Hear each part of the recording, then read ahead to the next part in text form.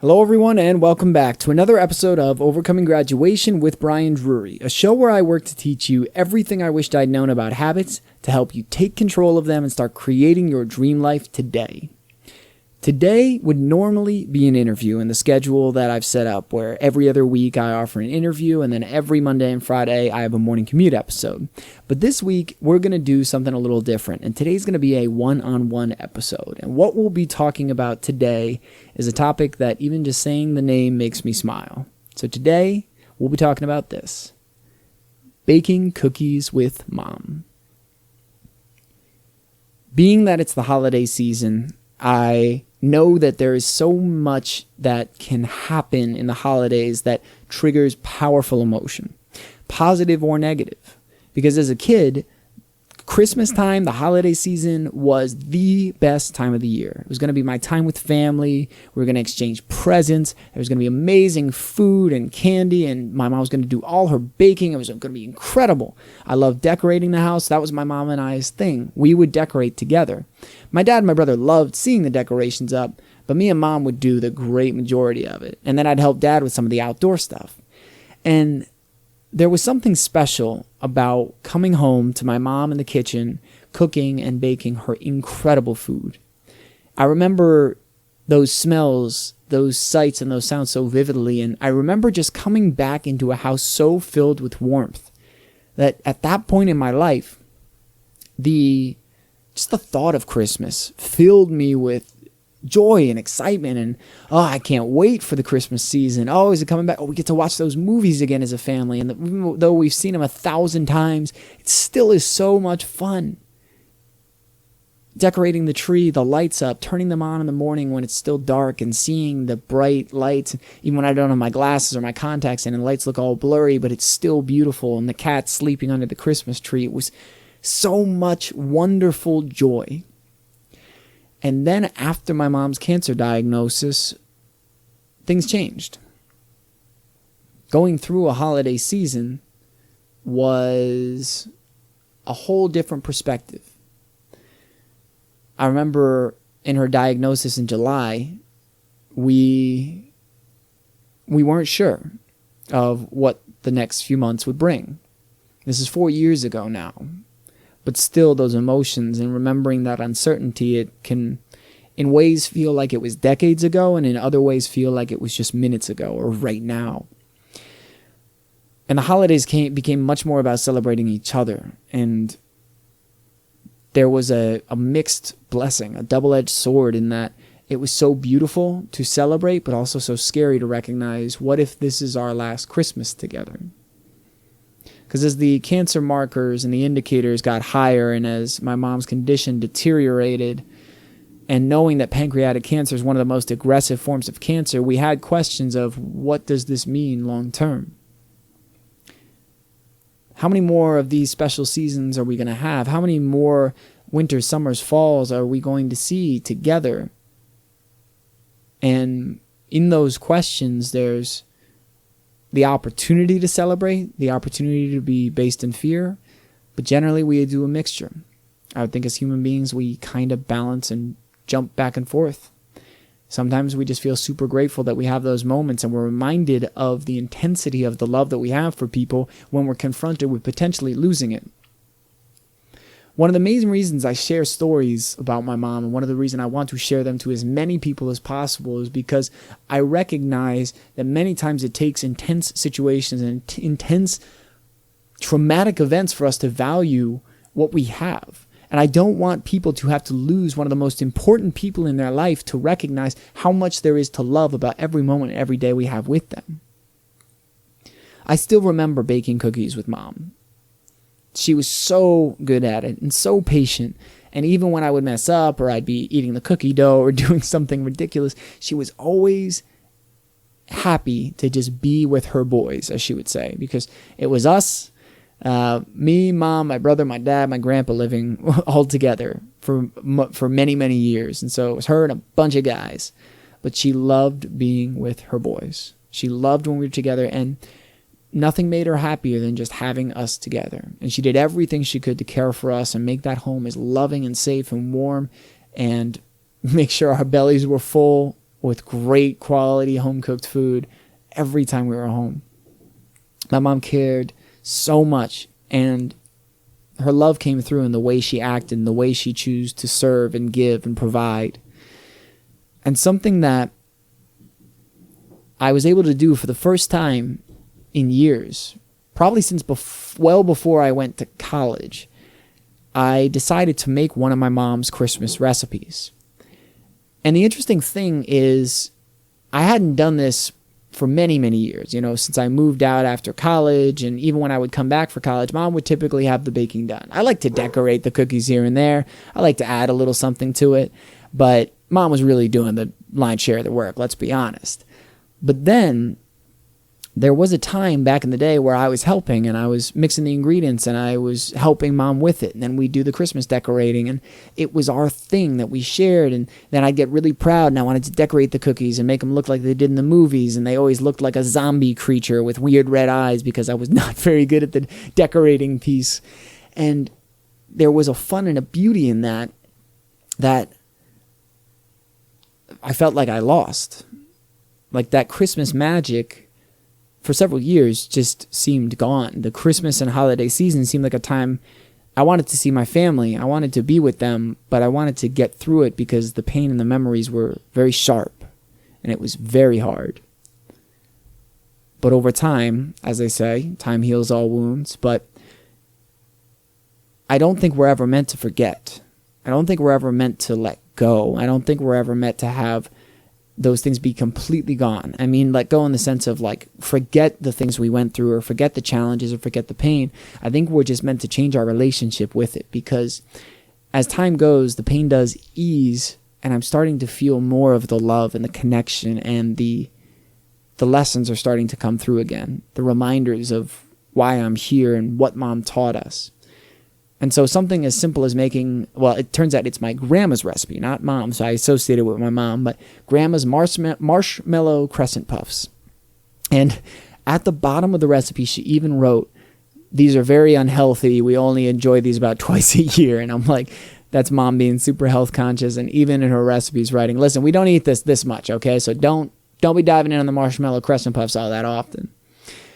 I was able to make them. I made them for me and my roommates. And they're super unhealthy. It's very out of character for the type of stuff that I eat typically. But I was able to bake and sing Christmas music, put on Christmas music and actually sing it and feel it for the first time in 4 years. And probably longer than that. I can't think of the last time I baked cookies with Mom. And in a moment, I was able to feel reconnected with that love and feel a new version of that emotion that existed back then, because I don't know if it'll ever be the same. I don't know if it's meant to, but this is discovering a new kind of love for a season that has always been special to me, and finding new ways to celebrate and enjoy it. I think we all have an opportunity to take the areas of our lives that we don't enjoy, that have changed, that have become dark, and reframe and shift them to become something positive again, or positive for the first time. No matter how deep the pain is or how scary it is, we have to have a time where we go into it and we go through it and we embrace it. We tackle it. We say, okay, I'm ready to take this on. But then there's also a time to say, okay, I've experienced the pain. How can I reframe this to reignite or create the love? Because sometimes it's just putting a spark back to the fire and it reignites huge. Sometimes we need to go chop down a tree and actually get the logs to put the fire together in the first place, and find two rocks that we can click together to actually make a spark. Sometimes it's a lot more work and time, but we can still reignite that fire and that love inside of us for a season, a moment, or a person. Because this isn't just about the Christmas season. It's about loving ourselves. It's about loving the people in our lives. If a relationship is falling apart, if a season is no longer good, if a job is no longer good, we have an opportunity and a decision to start trying new ways to enjoy it again. Going back to familiar things that worked in the past, but reimagining them in the present and changing them so it fits the new reality we want to create. You see, Mom used the extra large jet puffed marshmallows, but tapping into my inner child, I saw blue, green, and yellow dinosaur shaped jet puffed marshmallows, and I said, that's what we're doing. I crammed 3 or 4 into each one of them. So when I baked the marshmallow crescent puffs, they were oozing out green and blue and green. I was like, younger me would have loved this. And actually, adult me loves this too. And just having those moments where I was able to enjoy something again that I maybe thought I never could again was a beautiful representation of the possibility that exists in life. Because it's interesting too, I had moments of guilt. I had moments where I said, you can't enjoy this. Those dark, negative voices inside said, you're not supposed to enjoy this anymore. How dare you enjoy this without mom? Who the hell do you think you are? Who do you think you are doing something that you used to share with her and actually having fun with it? Are you quitting on her? Do you think you're just better than this? Or what? Like all this darkness popped up. But I would catch myself. I would use what I learned in the 5-second rule book by Mel Robbins and say 5, 4, 3, 2, 1. I'm focusing on the joy.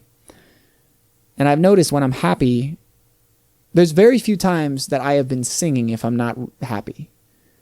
And so lately I've been working to incorporate more singing because Tony Robbins calls it a state shift where your body and your brain goes, oh, we're singing, so we must be in a great mood. And we start looking for reasons why we're in a great mood.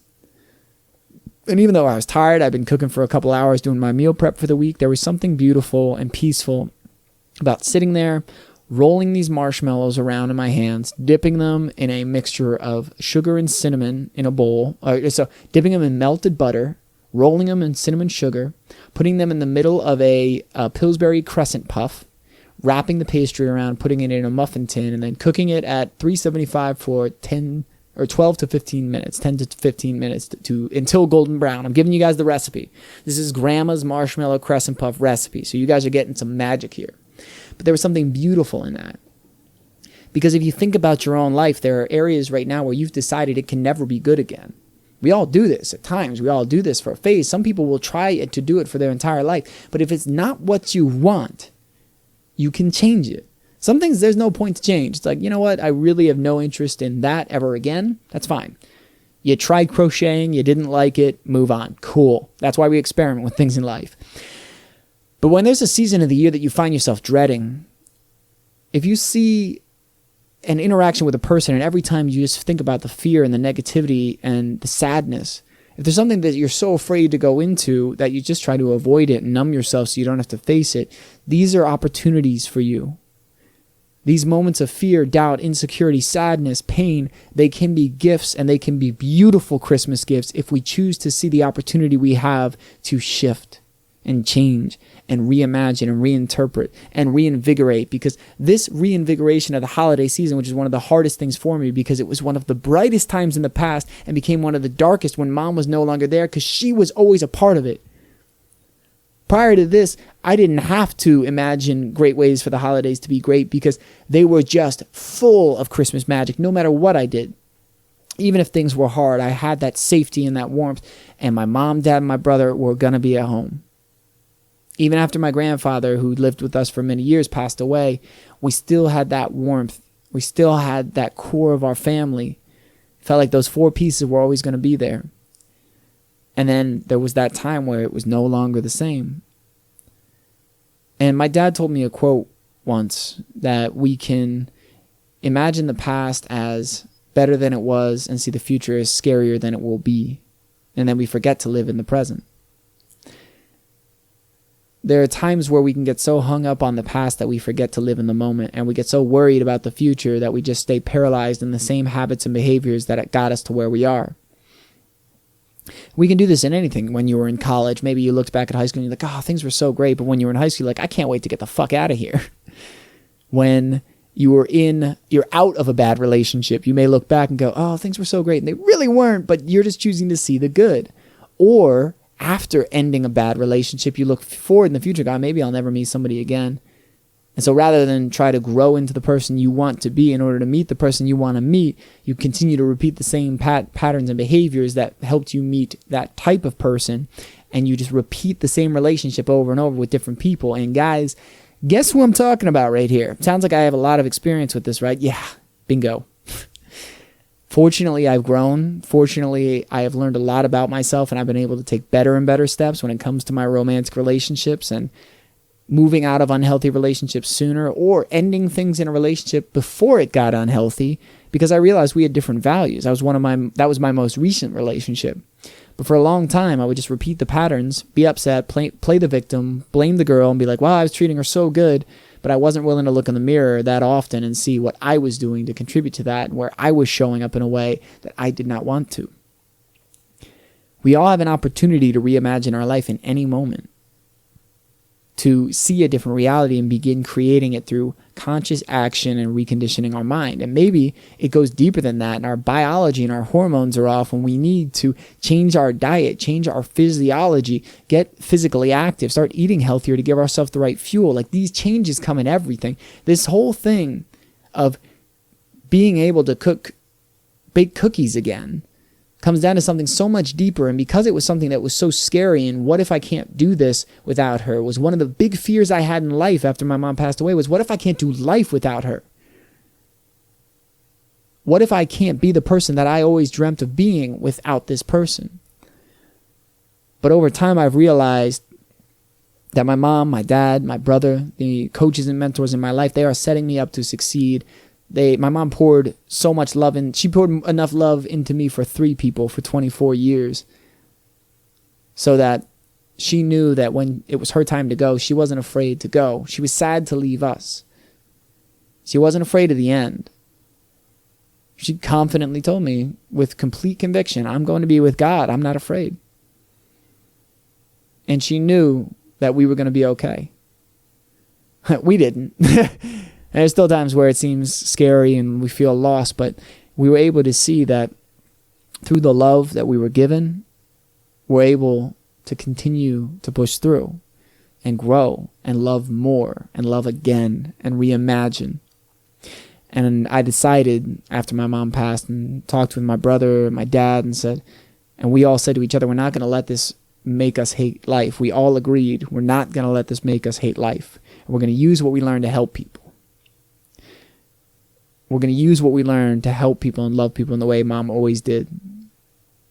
And now I'm working to do that in the biggest ways I ever have, and to continue to grow my reach and expand my ability to do it by taking better care of myself and loving myself more. In many ways, as I continue to grow and love myself, I realized that I always had my mom as an emotional crutch. And one of my mentors said to me, I believe she chose to go when she did, because she knew you would never be able to grow into the man you need to become if she was still here. He said, the little boy wants mommy, but the little boy doesn't change the world. The man does. And when I think about that, I see that we all have tremendous capacity to change the world. And I don't want you to think of change the world as end world hunger and end this and these massive things that we often attribute to changing the world. What I'd like you to reframe it as, if you're willing, is to look at it as changing your world, changing your reality, change the way you show up. That is the one thing you can control, and then work to share that love with people.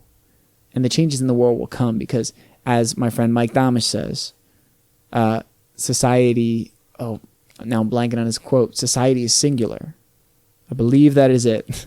If not, go back and listen to his interview because it was phenomenal. But the idea that a society is composed of a multitude of individuals, and we have the ability to shift the society by starting with ourselves. So guys, in those painful moments, it's times where it doesn't feel like it can be happy again, you can choose to bake cookies with little dinosaur marshmallows in them. You can choose to share it with your new friends and your roommates and the people around you now. And you can choose to share the love that was shared with you. And one of the most important people to share it with is yourself. Guys, I want to thank you for joining me on today's episode. You can tell this was a special one for me, and I hope this benefited you. If you know somebody that could benefit from this message, please share it out to them. Tag them in it. Share it with your friends and following. Put it in your Instagram story, your Facebook story. Tag me on Twitter. Put it out there. Because if you benefited from this and you know somebody that could benefit, you can be doing them a massive, massive favor by giving them the gift of sharing a message they may need very badly right now.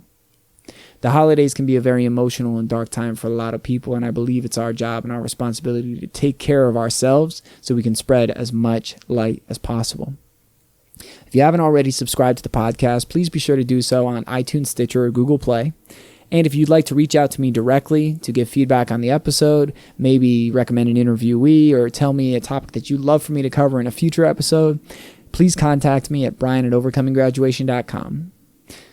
Guys, I hope you all are doing fantastic. Remember, don't be afraid to reach out for help. There are all kinds of resources. If you're feeling down, if you're feeling lost, if you're feeling scared, just Google whatever it is you need, whether it's anxiety, depression, fear, suicide, you name it. If there's something on your mind and you're terrified, you are not alone. There are so many resources and people out there, and there is help, and there are people who care. I'm one of them, and there are so many others out there who love you, even if we've never met you, even if we don't know you, because we want you to know you're not alone in this fight.